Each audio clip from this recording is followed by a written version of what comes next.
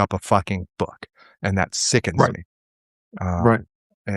And then they claim Uh, that when they do pick up a book, that it's paid for science, that it's some propagandist science, right. which is That's where I have a problem. It's willful, yeah, willful, yeah, yeah, just lies and deceit.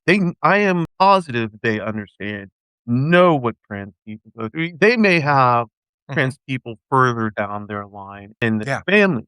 yeah, It's just like, what's her name? The Supreme Court justice who has mhm, black kids who mhm, voted to send all the Haitians back to Haiti, you yeah, know? yeah, yeah, And I'm like, yeah, make yeah. it make sense. No, and Clarence Thomas Yeah, voting the way he votes always shocks the fuck out of me too. right. Yeah, Right.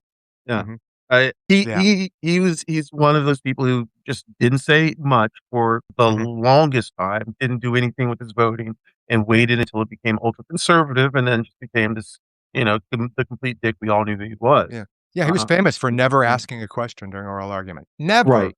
Right. for Right. years. Yeah. Right. Yeah, and then all of Right. a sudden yeah, it's very strange, and I've likened the experience of where we are with our medicine right now is to RJ Reynolds, and maybe I use this analogy too often and people are really familiar with it, or I should stop, I don't know, um, uh, but but, once when RJ Reynolds was the largest cigarette manufacturer in the world, right? They were a huge corporation, they were in every at this time, they didn't really have 401(k)s, but they were in every, like, pension plan, etcetera, and then this the American Lung Association and the American Medical Association go, "Oh, by the way, we think cigarette smoking causes cancer." And of course, RJ Reynolds, this blue chip stock, panics. So does and then all of a sudden we find doctors who are suddenly like, "Oh, the science is not quite, it doesn't mean what they say